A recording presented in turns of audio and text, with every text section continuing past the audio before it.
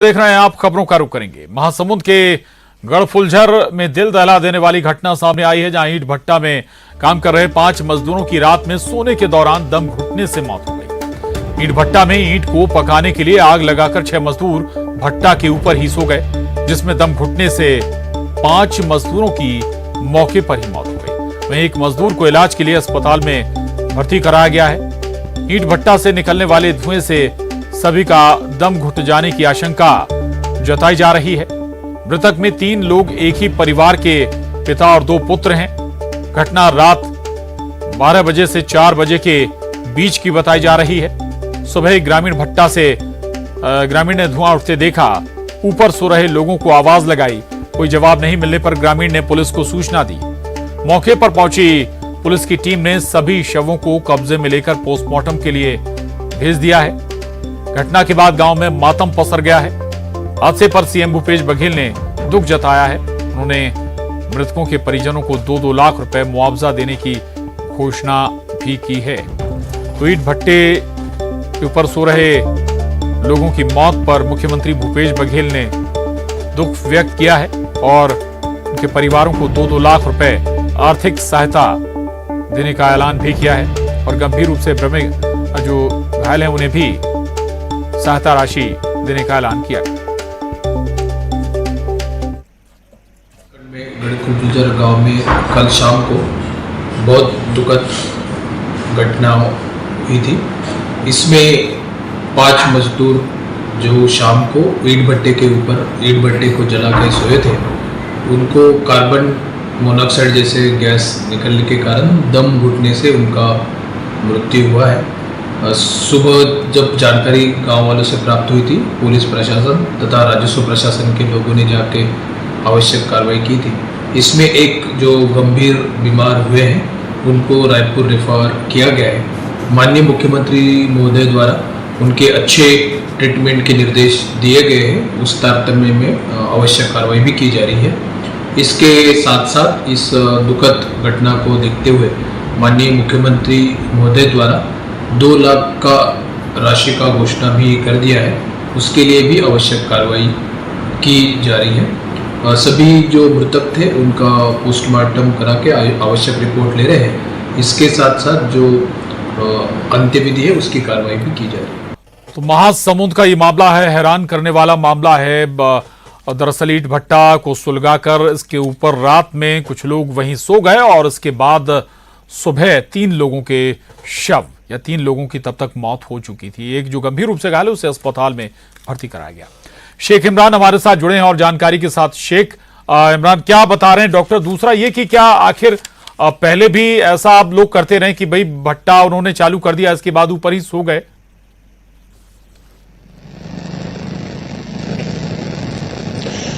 जी बिल्कुल, कहे तो भट्टा संचालक की पूरी लापरवाही का एक पूरा मामला है, क्योंकि जिस तरह से घटना सामने आया है इसमें ये पता चला है कि मजदूर रात के वक्त ईंट भट्टा में काम किए और काम करने के बाद थकान दूर करने के लिए ईंट भट्टा के ऊपर वो जो 6 मजदूर सो गए और जब ईंट भट्टा में आग लगी और सुबह जब वहाँ लगभग 5 बजे के करीब वहाँ जो काम करने वाले अन्य मजदूर है वो जब देखे कि ईंट भट्टा में धुआं निकल रहे हैं, तब वहाँ पर मजदूरों ने आवाज लगाया और आवाज लगाने के बाद जब वहाँ से किसी भी तरह के कोई रिटर्न में जवाब नहीं आया तो मजदूर ऊपर चढ़ कर देखे तो वहाँ पर 6 के 6 लोग पड़े हुए थे और तत्काल इसकी सूचना बसना पुलिस को दी गई और जब मौके पर बसना पुलिस पहुंची और लोगों के मदद से जब नीचे उतारा गया तब तक 5 मजदूरों की इसमें मौत हो चुकी थी और एक गंभीर रूप से घायल है, जिसे बसना के सामुदायिक स्वास्थ्य केंद्र में उपचार के बाद उसे रिफर कर दिया है। उसकी उचित उपचार भी किया जा रहा है और इसके बाद घटना के बाद से ही पूरे प्रशासन में हड़कंप मचा हुआ है।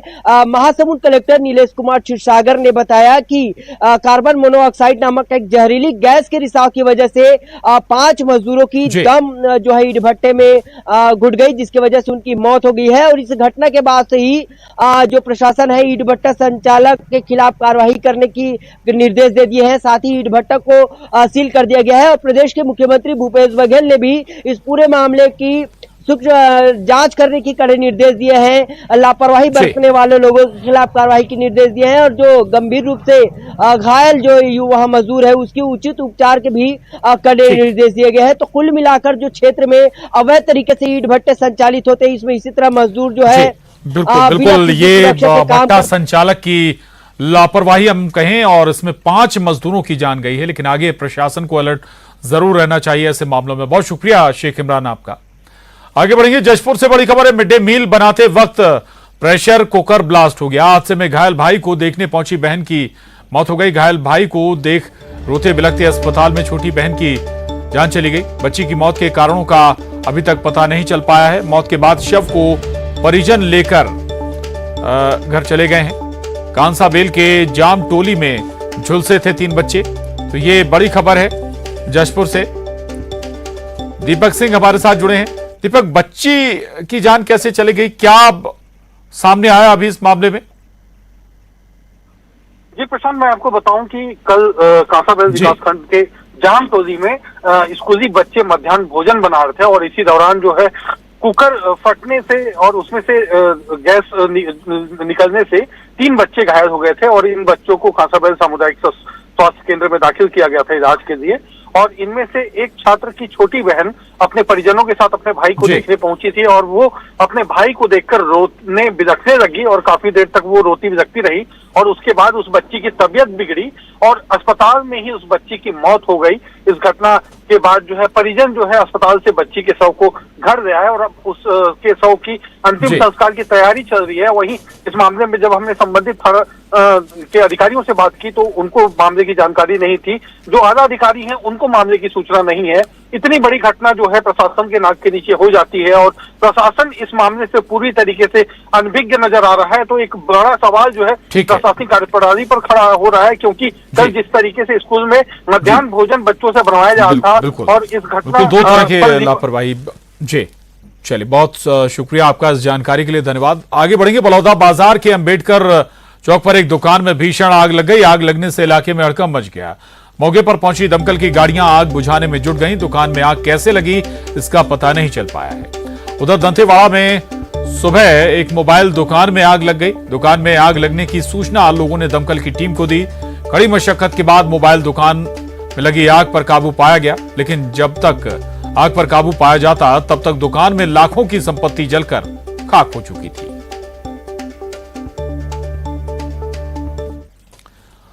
आगे बढ़ेंगे, कॉलेज में रैगिंग का रोग अब स्कूलों में पहुंच गया है। कवर्धा में सरकारी आवासीय स्कूल में रैगिंग का सनसनीखेज वीडियो सामने आया है, जिसमें एक सीनियर एक छोटे बच्चे की जमकर पिटाई कर रहा है। छोटे स्कूली बच्चे को लात घूंसे से पीटा जा रहा और कई छात्र इसे देख रहे हैं। तारेगांव थाना क्षेत्र में बने आवासीय हॉस्टल में बच्चों के बाल काटने का भी वीडियो वायरल हो रहा है। वीडियो वायरल होने पर कलेक्टर ने तत्काल एक्शन लिया है। कलेक्टर ने आवासीय स्कूल के अधीक्षक को हटा दिया है, साथ ही प्रिंसिपल को भी नोटिस जारी किया गया है।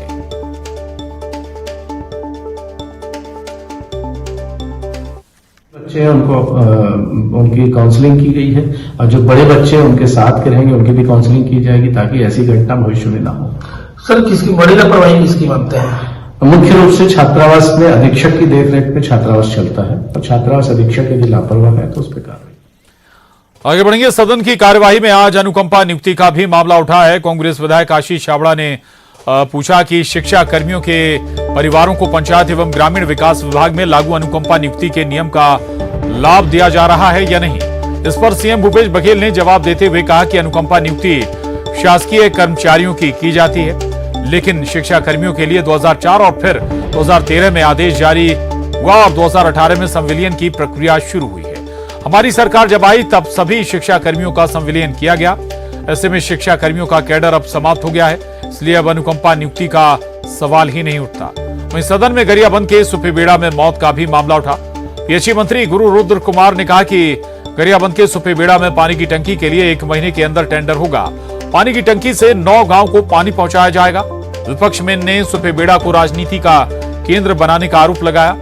पीएम आवास के मुद्दे पर बीजेपी ने सदन में स्थगन प्रस्ताव बुलाई, जिसे स्पीकर ने खारिज कर दिया।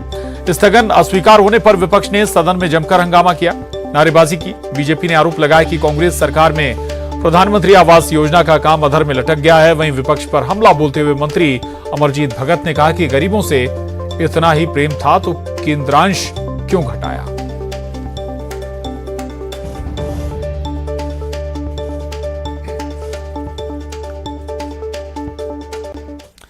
और सदन में बीजेपी विधायकों को आने से रोकने का आरोप विपक्ष ने सत्ता पक्ष पर लगाया है। बीजेपी विधायकों ने कहा कि सदन में आने से रोकने के लिए विधानसभा के आसपास बैरिकेडिंग कर दी गई है। विधायक 20-20 किलोमीटर दूर घूमकर सदन पहुंचे हैं। स्पीकर ने इस मामले में हस्तक्षेप करते हुए कहा कि सरकार इस मुद्दे को देखे। वहीं संसदीय कार्य मंत्री रविंद्र चौबे और गृह मंत्री ताम्रध्वज साहू ने कहा कि किसी विधायक को नहीं रोका गया है। बीजेपी के प्रदर्शन को देखते हुए सुरक्षा को लेकर विधानसभा के पास बैरिकेडिंग की गई है।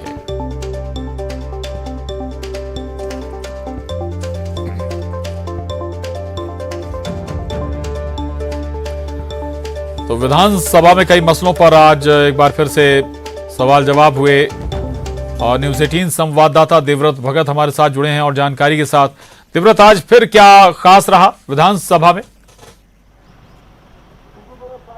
जी, कई मसलों को लेकर के सदन में गर्माहट देखी गई और खासकर जो मुद्दा उठा था वो विधायकों को विधानसभा आने से रोकने का मसला जो है वो प्रश्नकाल के दौरान ही एक तरह से विधायकों ने उठा दिया। बीजेपी के विधायक शिवरतन शर्मा ने कहा कि जितने भी विधायक आ रहे हैं, खासकर जो बीजेपी के विधायक हैं, उनको एक तरह से सदन आने से रोका जा रहा है। और क्योंकि आज बीजेपी का बड़ा प्रदर्शन है, पीएम आवास के मुद्दे को लेकर के बीजेपी जो है आज प्रदर्शन कर रही है और इसलिए विधानसभा के आसपास का जो इलाका है वहां पर सुरक्षा जो है वो तगड़ी कर दी गई है। लेकिन इससे जनता को तो असुविधा हो ही रही है, लेकिन साथ ही साथ माननीयों को भी इससे गुजरना पड़ रहा है।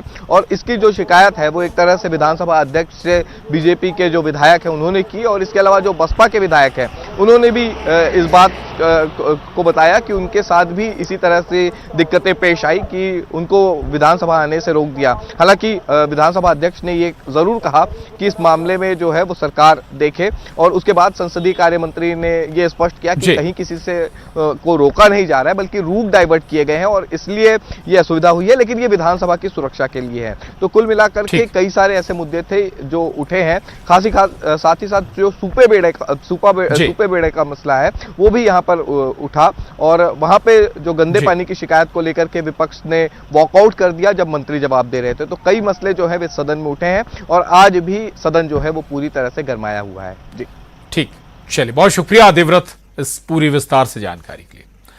आगे बढ़ेंगे और आपको बता दें कि प्रधानमंत्री आवास योजना को लेकर बीजेपी आज राजधानी में बड़ा आंदोलन करने जा रही है। मोर आवास मोर अधिकार को लेकर बीजेपी आज विधानसभा का घेराव करेगी। प्रदर्शन में बीजेपी के सभी दिग्गज नेता शामिल होंगे। आंदोलन को लेकर बीजेपी प्रदेश अध्यक्ष अरुण साव ने कहा कि विधानसभा घेराव में बीजेपी के 1 लाख से ज्यादा कार्यकर्ता शामिल होंगे। अरुण साव और ओम माथुर ने कांग्रेस सरकार पर निशाना साधा।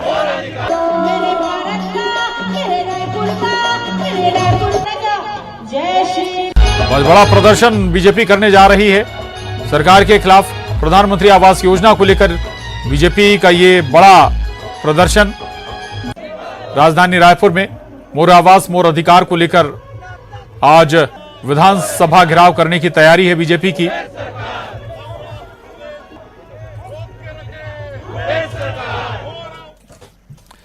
और बीजेपी के प्रदर्शन को देखते हुए प्रशासन ने भी सुरक्षा के कड़े इंतजाम किए हैं। विधानसभा के पास भारी बैरिकेडिंग की गई है। करीब 15 फीट लोहे की चादर लगाई गई है। बीजेपी के विधानसभा घेराव में बड़ी संख्या में पार्टी कार्यकर्ता के पहुंचने की संभावना को देखते हुए रायपुर प्रशासन ने विधानसभा के पास सुरक्षा के कड़े इंतजाम किए हैं। 1 किलोमीटर के रास्ते में 11 स्थानों पर बैरिकेडिंग की गई है ताकि प्रदर्शनकारी विधानसभा तक नहीं पहुंच सकें। प्रदर्शन को देखते हुए बड़ी संख्या में आज पुलिस बलों की तैनाती की गई है। न्यूज़ 18 संवाददाता ममता लांजेवार रायपुर से हमारे साथ जुड़ गई हैं। ममता, आज प्रदर्शन का दिन भी रहने वाला है और इस लिहाज से तैयारियां भी पुख्ता हैं। क्या जानकारी और आपके पास? बिल्कुल, देखिए बीजेपी जो है की सभा हो रही है पिरदा में और जिसमें झारखंड के पूर्व मुख्यमंत्री रघुवर दास जो है वो शामिल हो रहे हैं। ओम माथुर यहाँ पर आए हुए हैं। बीजेपी के प्रदेश अध्यक्ष अरुण साव जो है वो मौजूद है और करीबन बीजेपी ने दावा किया था कि करीबन 1 लाख लोग पहुंचेंगे। हालांकि कुर्सियां जो है सभा स्थल पे 25,000 ही लगाई गई हैं और लोग लगातार पहुंच रहे हैं और उसके बाद में सभा जो है वो शुरू होगी। जो कुछ हितग्राहियों को बुलाया गया है उनके पैर धुलाए जाएंगे और बीजेपी का कहना है कि प्रधानमंत्री आवास योजना के तहत जिन हितग्राहियों को मकान मिलने थे वो नहीं मिल पाई और उसके लिए कांग्रेस सरकार दोषी है। हालांकि इसी को लेकर लगातार कांग्रेस कहती आई है कि जनगणना क्यों नहीं करा रही केंद्र सरकार। हर 10 साल में जनगणना होना है और जनगणना के जरिए ही पता चलेगा कि एक्चुअल जो हितग्राहियों की संख्या है वो कितनी होगी। तो अभी फिलहाल अगर हम बात करें तो प्रोटेस्ट जो है वो थोड़ी देर में शुरू होगा, विधानसभा का घेराव शुरू होगा। ये जरूर है कि जगह जगह पर बैरिकेडिंग की गई है और इसके चलते जो है बैरिकेडिंग के चलते काफी दिक्कतें जो है वो जो लोग बीजेपी के लोग हैं उनका कहना है कि उन्हें हो रही है। जो बीजेपी के जो विधायक हैं उन्होंने जो है इस बात को लेकर विधानसभा में ये बात उठाई कि उन्हें रोका गया था और बैरिकेडिंग क्रॉस करके उनको आने नहीं दिया गया। लेकिन तो जाहिर तौर पर सियासत तो जब इस तरह के प्रोटेस्ट होते हैं तो शुरू होती ही है। फिलहाल अगर हम बात करें तो थोड़ी देर में ये विधानसभा घेराव के लिए निकलेंगे। जी बिल्कुल, जल्द ही विधानसभा घेराव के लिए भी निकलेगी बीजेपी। बहुत शुक्रिया ममता जानकारी के लिए। आगे बढ़ेंगे, जांजगीर चांपा से बड़ी खबर है। कोल वाशरी को लेकर जन सुनवाई हुई है। कन्हाई बंद गांव में जन सुनवाई हो रही है। कोल वाशरी की क्षमता विस्तार पर चर्चा हुई है। पर्यावरण अधिकारी और एडिशनल कलेक्टर इस मौके पर मौजूद हैं। तो ये बड़ी खबर है जांजगीर चांपा से, जहां कोल वाशरी को लेकर जन सुनवाई की गई है।